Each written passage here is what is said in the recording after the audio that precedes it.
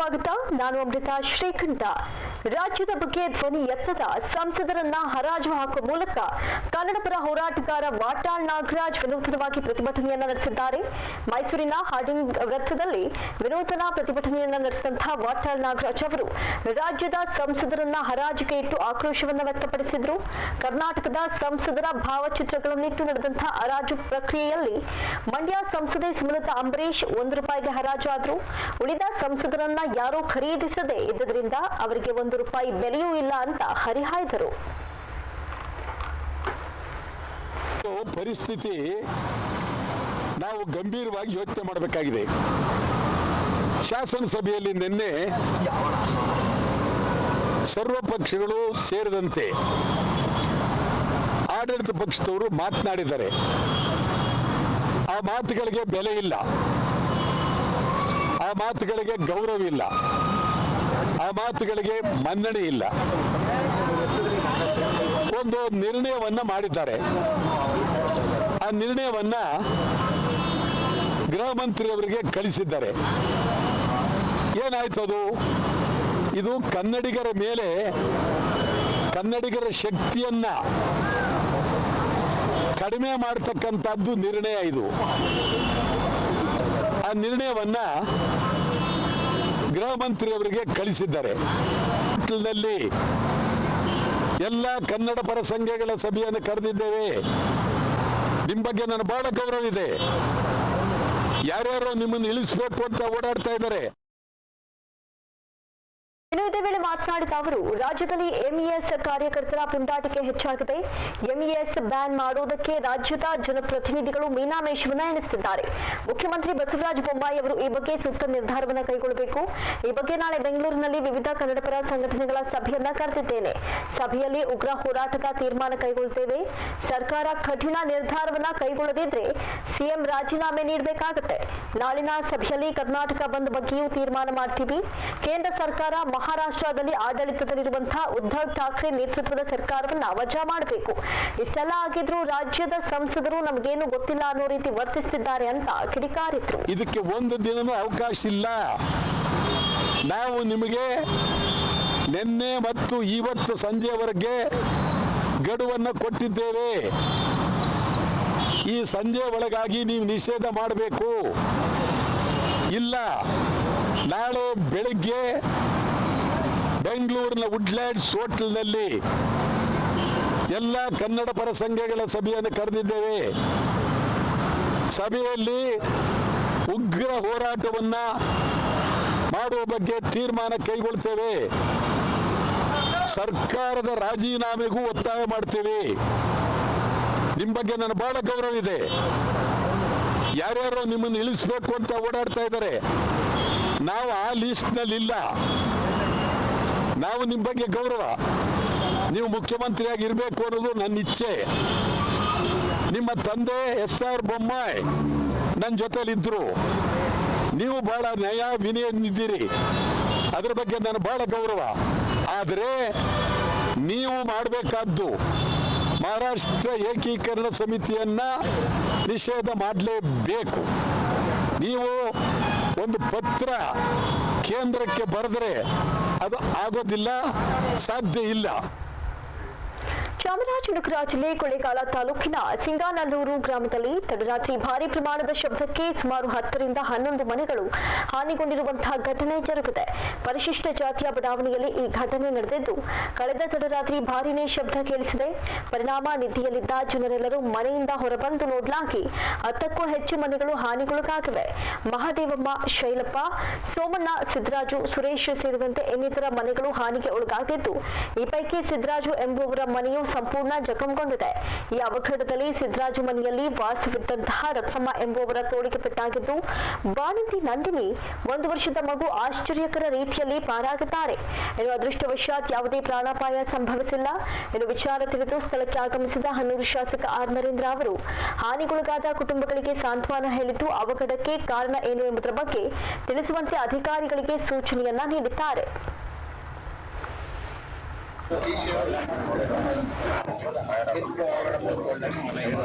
ಗ್ರಾಮದಲ್ಲಿ ಪರಿಶಿಷ್ಟ ಜಾತಿಗೆ ಸೇರಿದಂಥ ಬೀದಿನಲ್ಲಿ ಒಂದು ಮನೆಯಲ್ಲಿ ರಾತ್ರಿ ಏನೋ ಶಬ್ದ ಬಂದು ಏನೋ ವಸ್ತು ಸಿಡಿದಿರೋ ರೀತಿ ಕಾಣ್ತಾ ಇದೆ. ಮನೆಯೆಲ್ಲ ಪೂರ ಡ್ಯಾಮೇಜ್ ಆಗಿದೆ. ಒಂದು ಅಂಗಡಿ ಇತ್ತು, ಅಂಗಡಿನೂ ಕೂಡ ಪೂರ ಡ್ಯಾಮೇಜ್ ಆಗಿದೆ. ಅಂಗಡಿ ಪಕ್ಕದಲ್ಲಿ 2 ಸಂಸಾರ ಇತ್ತು, ಅದರಲ್ಲೂ ಕೂಡ ಒಂದು ಸಣ್ಣ ಮಗು ಇತ್ತು. ದೇವ್ರ ದಯದಿಂದ ಆ ತಾಯಿಗೆ ಮತ್ತು ಮಗುಗೂ ಕೂಡ ಏನೂ ಆಗಿಲ್ಲ. ಆದರೆ ಒಬ್ಬರು ಅಜ್ಜಿ ಇದ್ದರು, ಅಜ್ಜಿಗೆ ಅವ್ರಿಗೆ ಬಲಗೈಗೆ ಸ್ವಲ್ಪ ಏಟಾಗಿ ಸ್ವಲ್ಪ ಏಟಾಗಿದೆ ಅವ್ರಿಗೆ ಅಂದರೆ ಆ ಥರ ಏನು ದೊಡ್ಡದಾಗೇನೂ ಆಗಿಲ್ಲ, ಸುಮಾರು ಸ್ವಲ್ಪ ನೋವು ಆಗೋ ಥರ ಸ್ವಲ್ಪ ಅವ್ರಿಗೆ ಏಟಾಗಿರ್ತಕ್ಕಂಥದ್ದು. ಮತ್ತು ಮನೆ ಮಾತ್ರ ಕಂಪ್ಲೀಟ್ ಆಗಿ ಡ್ಯಾಮೇಜ್ ಆಗಿದೆ. ಜೊತೆಗೆ ಅಲ್ಲಿ ಏನು ಸಿಡಿದಿದೆಯೋ ಅಂತಕ್ಕಂಥದ್ದು ಗೊತ್ತಿಲ್ಲ, ಎಕ್ಸ್ಪ್ಲೋಡ್ ಆಗಿದೆ ಅಥವಾ ಸಿಲಿಂಡರ್ ಆಗಿದೆಯೋ ಅಥವಾ ಫ್ರಿಜ್ಜನ್ನು ಕೂಡ ಓಪನ್ ಆಗಿದೆ, ಫ್ರಿಜ್ ಆಗಿದೆಯೋ ಗೊತ್ತಿಲ್ಲ. ಅದು FSL ರಿಪೋರ್ಟ್ ಈಗ ಕೇಳಿದ್ದೀನಿ, ಬರ್ತಾರೆ, ಅವ್ರು ನೋಡಿ ಅದು ಯಾತ್ರಿಂದ ಆಗಿದೆ ಅಂತಕ್ಕಂಥ ಕಾರಣ ತಿಳಿತಾರೆ. ಆ ಸ್ಫೋಟದಿಂದ ಅಕ್ಕಪಕ್ಕದ ಮನೆಗಳು ಕೂಡ ಡ್ಯಾಮೇಜ್ ಆಗಿದೆ, ಮತ್ತು ಸುಮಾರು ಮನೆಗಳಿಗೂ ಕೂಡ ಹಾನಿಯಾಗಿದೆ, ಹಂಚುಗಳೆಲ್ಲ ಹಾನಿಯಾಗಿದೆ. ಇದ್ರ ಬಗ್ಗೆ ಯಾವ ಥರ ಆಗಿದೆ ಅಂತಕ್ಕಂಥದ್ದನ್ನ ಪೊಲೀಸ್ನವರು, ಇಲಾಖೆಯವರು ಅದನ್ನ ತನಿಖೆಯಿಂದ ದೃಢಪಡಿಸಬೇಕಾಗ್ತದೆ.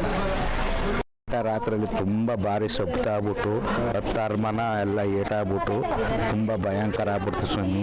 ಜನ ಮನೆ ಎಲ್ಲ ಇದೇನು ಪಟ್ಟಿ ಶಬ್ದ ಆಯ್ತಲ್ಲ ಅಂದ್ಬಿಟ್ಟದೆ ಬಂದು ನೋಡೋಗಂಟ ಪಕ್ಷಿ ಎಲ್ಲ ಬರ್ತಾ ಇದ್ವು ಸ್ವಾಮಿ. ಆಗ ಬಂದು ನೋಡೋಗಂಟ ಅಲ್ಲಿ 3 ಮಂದಿ ಹೆಂಗಸರು ಇದ್ರು, ಒಬ್ಬ ಬಾಣ್ತಿಯವ್ರ ತಾಯಿ ಪಾಪು ಎಲ್ಲ ಇತ್ತು. 3 ಗಂಟೆ 2:15 ಗಂಟೆ ಸಮಯದಲ್ಲಿ ಎಲ್ಲ ಬಂದು ಆ ಮಕ್ಕಳು ಅವ್ರನ್ನ ಹೆಂಗಸನ ಈಚೆ ಕರ್ಕೊಂಡು ಇನ್ನೇನು ಅಷ್ಟೇ ಸ್ವಾಮಿ. ಇನ್ನೇನು ಎತ್ತಲ ಅನ್ನೋದೇ ಗೊತ್ತಿಲ್ಲ ಸ್ವಾಮಿ. ಎಲ್ಲ ಅಕ್ಕ ಬಂದು ಎಲ್ಲನೂ ಚೆಕಪ್ ಮಾಡಿದ್ರು, ಏನೂ ಆಗಿಲ್ವಲ್ಲ, ಗ್ಯಾಸು ಚೆನ್ನಾಗಿದೆ, ಪೀಡ್ಸು ಚೆನ್ನಾಗಿದೆ ಎಲ್ಲ. ಒಮಿಕ್ರಾನ್ ವೈರಸ್ ಭೀತಿಯ ನಡುವೆಯೇ ಗಡಿ ಜಿಲ್ಲೆ ಚಾಮರಾಜನಗರದ ಕನ್ನಡಿಗರು ಕೇರಳ ಕಡೆ ಗುಳೆ ಹೊರಟಿದ್ದಾರೆ. ಗಡಿ ಭಾಗದ ಗುಂಡ್ಲುಪೇಟೆ ಹಾಗೂ ಕೊಳ್ಳೇಗಾಲದ ಕೂಲಿ ಕಾರ್ಮಿಕರು ಕೂಲಿಯನ್ನ ಅರಸಿ ನೆರೆ ರಾಜ್ಯ ಕೇರಳಕ್ಕೆ ಗುಳೆ ಹೋಗ್ತಿದ್ದಾರೆ. ಚಾಮರಾಜನಗರ ಜಿಲ್ಲೆಯ ಗುಂಡ್ಲುಪೇಟೆ ತಾಲೂಕಿನ ಹಲವು ಹಳ್ಳಿಗಳ ಕೂಲಿ ಕಾರ್ಮಿಕರು ಗುಳೆ ಹೋಗ್ತಿದ್ದು ಒಮಿಕ್ರಾನ್ ಆತಂಕ ಮನೆ ಮಾಡಿದೆ. ಕೇರಳದಲ್ಲಿ ಅತಿ ಹೆಚ್ಚು ಕೂಲಿ ಸಿಗ್ತಾ ಇರೋದ್ರಿಂದ ಗುಳೆ ಸಂಖ್ಯೆಯೂ ಕೂಡ ಹೆಚ್ಚಾಗ್ತಾ ಇರುವುದು ಇಲ್ಲಿ ಕಂಡು ಬಂದಿದ್ದು, ದಿನಕ್ಕೆ 700 ರಿಂದ 800 ರೂಪಾಯಿ ಕೂಲಿ ಸಿಗಲಿದೆ ಎನ್ನಲಾಗಿದೆ. ಇನ್ನು ಈ ಹಿನ್ನೆಲೆಯಲ್ಲಿ ಕಾರ್ಮಿಕರು ಗುಳೆ ಹೋಗ್ತಿದ್ದು ಒಮಿಕ್ರಾನ್ ವೈರಸ್ ಹರಡುವಂತಹ ಆತಂಕ ಮನೆ ಮಾಡಿದೆ.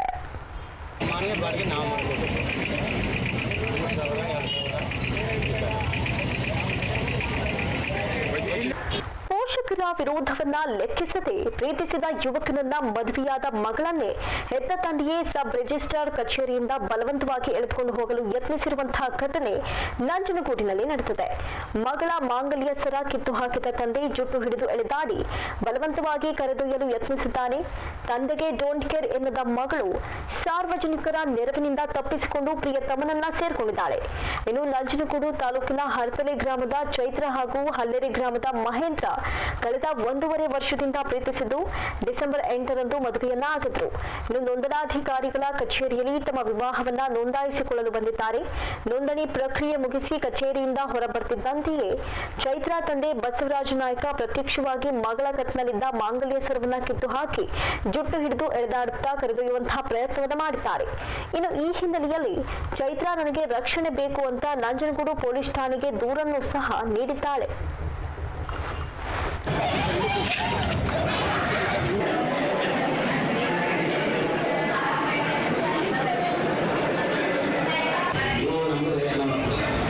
ಆಯ್ತು ಅಂದ್ಬಿಟ್ಟು ಎಲ್ಲ ನಮ್ಮ ಸಂಘಟನೆ ಬಿಡಿಗೆ ಸಹಿ ಪಟ್ಟು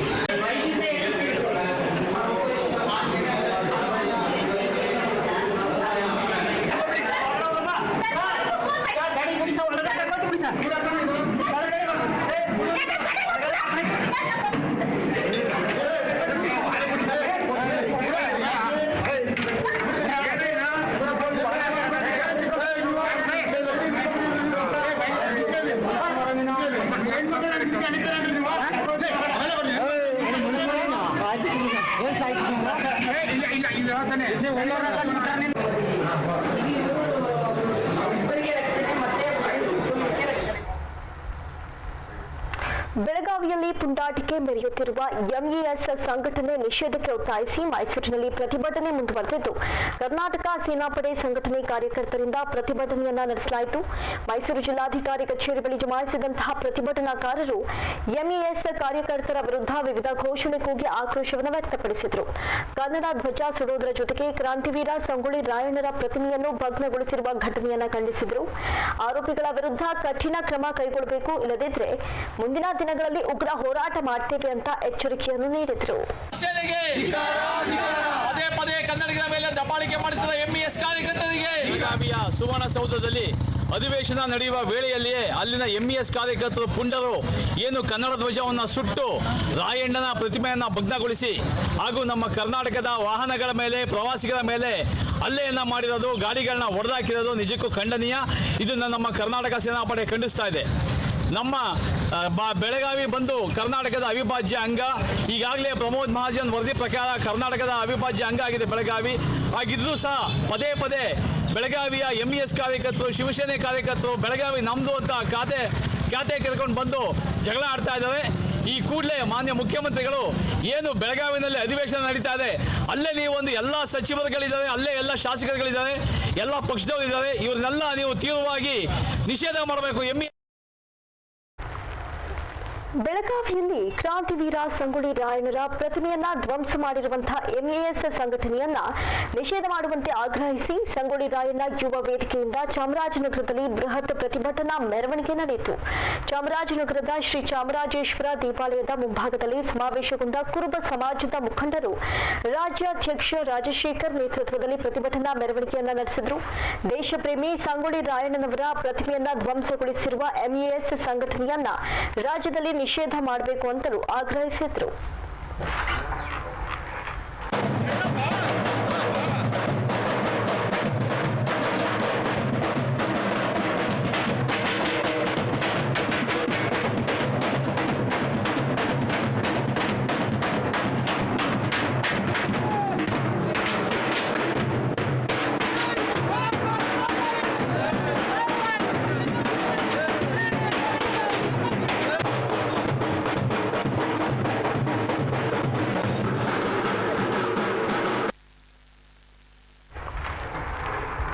ಬೆಳಗಾವಿಯಲ್ಲಿ ನಡೆದಿರುವ ಅಹಿತಕರ ಘಟನೆ ನವನಾಯಕರ ನಿಷ್ಕೃತಿಯನ್ನ ಎತ್ತಿ ತೋರಿಸುತ್ತೆ ಅಂತ ಪ್ರೊಫೆಸರ್ ಕೆಎಸ್ ಭಗವಾನ್ ಕಿಡಿಕಾರಿದ್ದಾರೆ. ಈ ಕುರಿತು ಮೈಸೂರಿನ ಪತ್ರಕರ್ತರ ಭವನದಲ್ಲಿ ಸುದ್ದಿಗೋಷ್ಠಿಯನ್ನು ನಡೆಸಿ ಮಾತನಾಡಿದ ಅವರು, ಬೆಳಗಾವಿ ವಿಚಾರದಲ್ಲಿ ಮಹಾಜನ್ ವರದಿಯೇ ಅಂತಿಮ ಅಂತ ನ್ಯಾಯಾಲಯವೇ ಹೇಳಿದೆ. ಆದರೂ ಎಂಇಎಸ್ ಪದೇ ಪದೇ ಖ್ಯಾತಿ ತೆಗೆಯುತ್ತಾ ಬಂದಿದೆ. ಇತ್ತೀಚೆಗೆ ಮತ್ತೆ ಎಂಇಎಸ್ ಪುಂಡಾಟಿಕೆ ನಡೆಸಿರುವುದು ಸರಿಯಲ್ಲ. ಸಂಗೊಳ್ಳಿ ರಾಯಣ್ಣ ಪ್ರತಿಮೆಯನ್ನ ಭಗ್ನಗೊಳಿಸಿರುವುದು ಅಕ್ಷಮ್ಯ ಅಪರಾಧವಾಗಿದೆ. ಸಂಕುಚಿತ ಮನೋಭಾವದ ವ್ಯಕ್ತಿಗಳನ್ನ ರಾಜ್ಯದಿಂದ ಗಡಿಪಾರು ಮಾಡಬೇಕು, ಎಂಇಎಸ್ ಸಂಘಟನೆಯನ್ನ ನಿಷೇಧಿಸಬೇಕು ಅಂತ ಆಗ್ರಹಿಸಿದ್ರು. ಆಗುವಂತೆ ಒತ್ತಾಯ ಮಾಡಿ ಮಹಾಜನ ವರದಿ ಬಂತು.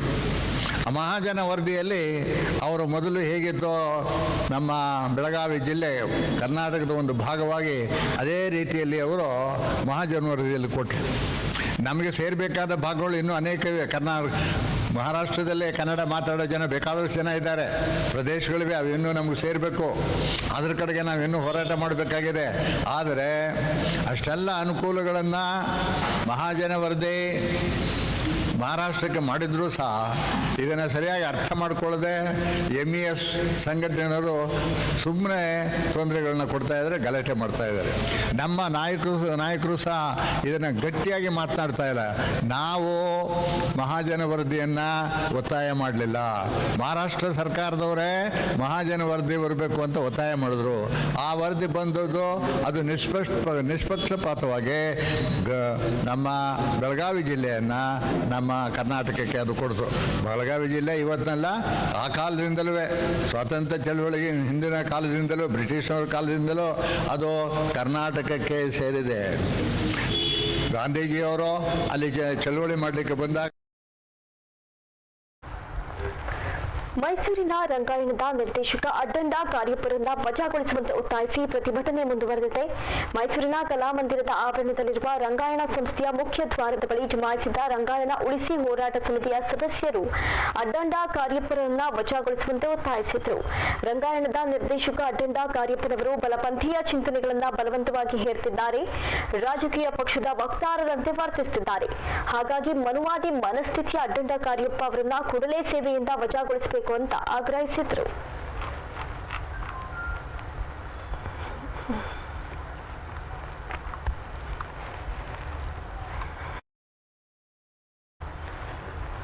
ಒಮಿಕ್ರಾನ್ ಆತಂಕದ ನಡುವೆಯೂ ಕಬಿನಿ ಜಲಾಶಯದ ಸನಿಹದಲ್ಲಿರುವ ಐಬಿ ಬಳಿ ಬೃಹತ್ ಕಾರ್ಯಕ್ರಮ ಮಾಡಿದಂತಹ ವಿಚಾರಕ್ಕೆ ಸಂಬಂಧಿಸಿದಂತೆ ಕಾರ್ಯಕ್ರಮಕ್ಕೆ ಅನುಮತಿ ಕೊಟ್ಟಂತಹ ಪತ್ರ ಲಭ್ಯವಾಗಿದೆ. ಅನುಮತಿ ಕೊಟ್ಟ ಪತ್ರ ಲಭ್ಯವಾಗಿದ್ದು ಕಾರ್ಯಕ್ರಮಕ್ಕೆ ಹಣ ಪಡೆದ ರಸೀದಿಯೂ ಲಭ್ಯವಾಗಿದೆ. ಕೇರಳದ ವಯನಾಡಿನ ರೈತರು ಮತ್ತು ನಿರ್ಮಾಣಕಾರರಿಗೆ ಅನುಮತಿಯನ್ನು ನೀಡಲಾಗಿದೆ. ನಿನ್ನೆಯಷ್ಟೇ ಕಾರ್ಯಕ್ರಮ ನಡೆಸಿದ್ದು ಎಚ್ಡಿ ಕೋಟೆಯ ಜನರೇ ಹೊರತು ಕೇರಳದವರಲ್ಲ ಅಂತ ತಹಸೀಲ್ದಾರ್ ಹೇಳಿದ್ರು. ಇದೀಗ ಕೇರಳದವರಿಗೆ ಅನುಮತಿ ನೀಡಿರುವ ಬಗ್ಗೆ ದಾಖಲೆ ಲಭ್ಯವಾಗಿದ್ದು ಕೊರೋನಾ ಆತಂಕದ ನಡುವೆಯೂ ಅನ್ಯ ರಾಜ್ಯದ ಜನರಿಗೆ ಕಾರ್ಯಕ್ರಮಕ್ಕೆ ಅವಕಾಶ ಕಲ್ಪಿಸಲಾಗಿದೆ. ಈಗಾಗಲೇ ಕೇರಳದಲ್ಲಿ ಒಮಿಕ್ರಾನ್ ಭೀತಿಯ ಹಿನ್ನೆಲೆಯಲ್ಲಿ ಕಾರ್ಯಕ್ರಮಕ್ಕೆ ಅನುಮತಿಯನ್ನ ನೀಡಿರಲಿಲ್ಲ. ಈ ಕಾರಣದಿಂದಲೇ ಕೇರಳಿಗರು ಕೇರಳದಿಂದ ಕರ್ನಾಟಕ ರಾಜ್ಯಕ್ಕೆ ಬಂದು ಕಾರ್ಯಕ್ರಮವನ್ನು ಮಾಡುತ್ತಾರೆ. ಇನ್ನು ಈಗಾಗಲೇ ಮೈಸೂರು ಜಿಲ್ಲಾಧಿಕಾರಿ ಡಾಕ್ಟರ್ ಬಗಾದಿ ಗೌತಮ್ರ ಗಮನಕ್ಕೂ ಈ ಪ್ರಕರಣ ಬಂದಿದ್ದು ಈ ಬಗ್ಗೆ ಮಾಹಿತಿ ಪಡೆಯುವುದಾಗಿ ಜಿಲ್ಲಾಧಿಕಾರಿ ಹೇಳಿದ್ದಾರೆ. ಇನ್ನು ಈ ಬೆಳವಣಿಗೆಗಳ ನಡುವೆಯೇ ಜನರ ಜೀವದ ಜೊತೆ ನೀರಾವರಿ ಇಲಾಖೆಯ ಅಧಿಕಾರಿಗಳು ಆಟ ಆಡ್ತಿದ್ದಾರೆ ಎಂಬ ಪ್ರಶ್ನೆ ಉದ್ಭವಿಸಿದ್ದು ಒಮಿಕ್ರಾನ್ ಹರಡುವಂತಹ ಆತಂಕ ಎದುರಾಗಿದೆ.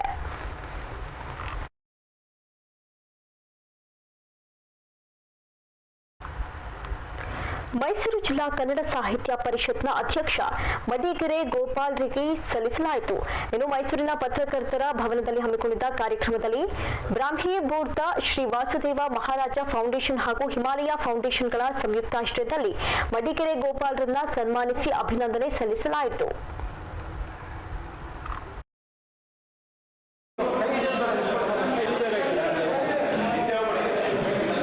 ನಾವು ಬೀದಿಯಲ್ಲಿ ಗಲಾಟೆ ಗದ್ದಲ, ಕಾರನ್ನು ಕಲ್ಲು ಹೊಡೆಯೋದು, ಮನೆಗಳ ಕಲ್ಲು ಹೊಡೆಯೋದು ಇವೆಲ್ಲ ನಮ್ಮ ನಾಗರಿಕತೆ ಅಲ್ಲ, ನಮ್ಮ ಕರ್ನಾಟಕದ ಸಂಸ್ಕೃತಿಯೂ ಅಲ್ಲ. ನಾವು ಮೊನ್ನೆ ಮುಖ್ಯಮಂತ್ರಿಗಳನ್ನು ಕಂಡೆವು. ನಾನು ಸಾಹಿತ್ಯ ಪರಿಷತ್ತಿನ ಕೇಂದ್ರ ಅಧ್ಯಕ್ಷರು, ಒಂದು 5-6 ಜನ ಜಿಲ್ಲಾಧ್ಯಕ್ಷರುಗಳು. ನಾನು ಅವರಲ್ಲಿ ಒಂದು ಮನವಿ ಮಾಡಿಕೊಂಡೆ. 10-15 ಜನ ಪುಂಡ್ರು ಅಲ್ಲಿ ಕೆಲಸ ಮಾಡ್ತಾ ಇದ್ದಾರೆ. ನಮ್ಮಲ್ಲಿ ಕೆಲವು ಪುಂಡ್ರು ಇದ್ದಾರೆ, ಇಲ್ಲ ಅಂತ ಹೇಳೋಕ್ಕಾಗಲ್ಲ. ಅವರೊಂಥರ ವೃತ್ತಿ ಪರತರು ಅಂತ ಹೇಳಿದರೆ ತಪ್ಪಾಗಲಾರದು. ನಮ್ಮಲ್ಲೂ ಇದ್ದಾರೆ, ಅಲ್ಲೂ ಇದ್ದಾರೆ. ನಮ್ಮಲ್ಲಿರೋರನ್ನು ಹತ್ತಿಕ್ಕಬೇಕು ಮತ್ತು ಅಲ್ಲಿರೋರನ್ನ ಸುಲಭ. ಇವೆಲ್ಲ ಏನು ಆ ಸರ್ಕಾರ ಈ ಸರ್ಕಾರ ಸೇರಿಕೊಂಡ್ರೆ 10-15 ಜನ ಪುಂಡ್ರನ್ನ ಹುಟ್ಟಾಡಿಸೋದೇನು ದೊಡ್ಡ ಕೆಲಸ ಅಲ್ಲ. ಅವ್ರಿಗಿದೆ. ನಾವು ಏನು ಮಾಡ್ತಾ ಇದ್ದೇವೆ? ನಾವೊಂದು ರೀತಿ ಕರ್ನಾಟಕದ ಜನ ತಪ್ಪಲಿಗಳಾಗ್ತಾ ಇದ್ದೇನೋ ಅನ್ಸ್ಬಿಡುತ್ತೆ. ಮೈಸೂರಿನ ಜೆಎಸ್ಎಸ್ ಅರ್ಬನ್ ಹಾತ್ನಲ್ಲಿ ನಡೆಯುತ್ತಿರುವ ಕೈಮಗ್ಗ ಮೇಳದ ಜೊತೆಗೆ ಇದೀಗ ಕರಕುಶಲ ವಸ್ತು ಪ್ರದರ್ಶನ ಅನಾವರಣಗೊಳ್ಳಲಿದೆ.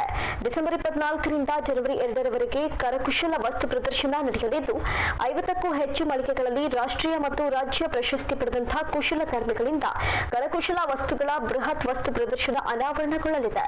ಮೈಸೂರಿನ ಜೆಎಸ್ಎಸ್ ಅರ್ಬನ್ ಹಾತ್ನಲ್ಲಿ ನಡೀತಾ ಇರುವಂತಹ 124ನೇ ಮೇಳ ಇದಾಗಿದೆ.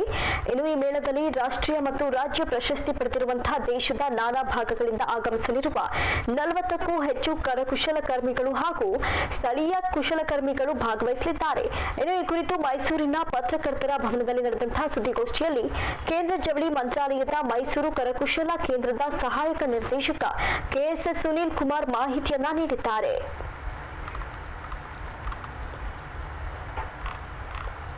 ಮತ್ತು ಮಾರಾಟದ ಒಂದು ಎಕ್ಸಿಬಿಷನ್ ಅನ್ನು ಹಮ್ಮಿಕೊಂಡಿದ್ದೀವಿ. ಈ ಎಕ್ಸಿಬಿಷನ್ ಶುಕ್ರವಾರ ಡಿಸೆಂಬರ್ 24ರಿಂದ ಜನವರಿ 2ನೇ ತಾರೀಕು 2022ರವರೆಗೂ ಇರುತ್ತೆ. ಸೊ ಭಾರತ ದೇಶದ ವಿವಿಧ ರಾಜ್ಯದಿಂದ ಬಂದಂಥ 30 ಜನ ಆರ್ಟಿಸನ್ಸ್ ಇಲ್ಲಿ ಬಂದು ಅವರ ಕರಕುಶಲ ವಸ್ತುಗಳನ್ನು ಪ್ರದರ್ಶನ ಮಾಡ್ತಾರೆ ಹಾಗೂ ಮಾರುಕಟ್ಟೆಯನ್ನು ಮಾಡ್ತಾ ಇದ್ದಾರೆ.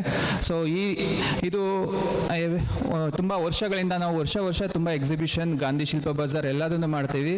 ಅದರ ಅಂದರೆ ಮುಂದುವರೆದ ಭಾಗವಾಗಿ ನಾವು ಡಿಸೆಂಬರ್ 24ರಿಂದ ಜನವರಿ 2ನೇ ತಾರೀಕುವರೆಗೂ 30 ಜನ ಆರ್ಟಿಸನ್ಸ್ಗೋಸ್ಕರ ಒಂದು ವಸ್ತು ಪ್ರದರ್ಶನ ಮತ್ತು ಮಾರಾಟವನ್ನು ಹಮ್ಮಿಕೊಂಡಿದ್ದೀವಿ. ಸೊ ನಿಮ್ಮ ಮುಖಾಂತರ ನಾನು ಮೈಸೂರಿನ ಎಲ್ಲ ಜನತೆಗಳಿಗೂ ಹಾಗೂ ಎಲ್ಲ ನಾಗರಿಕರಿಗೂ ಬಂದು ಈ ವಸ್ತು ಪ್ರದರ್ಶನವನ್ನು ನೋಡಿ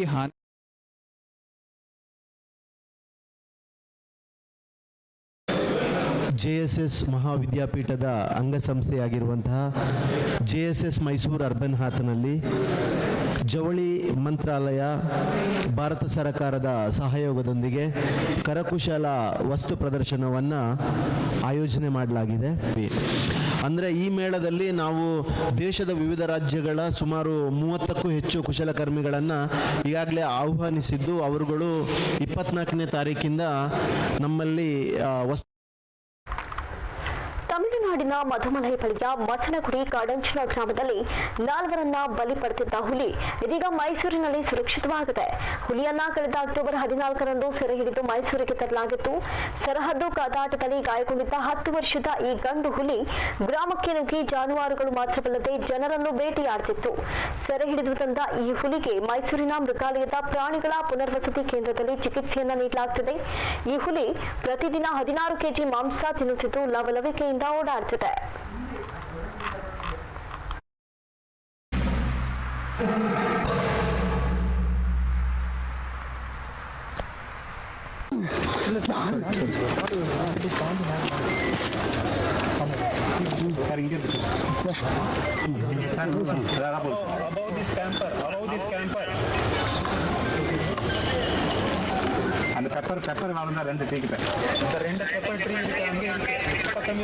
ಮೈಸೂರು ಜಿಲ್ಲೆ ಎಚ್.ಡಿ.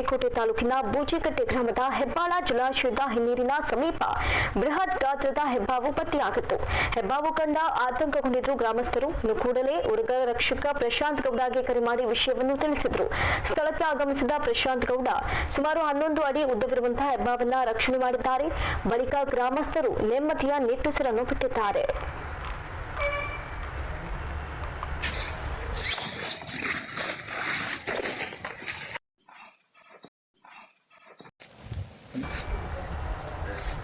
ಇವಿಷ್ಟು ಇವರೆಗಿನ ಪ್ರಮುಖ ಅಪ್ಡೇಟ್ಸ್.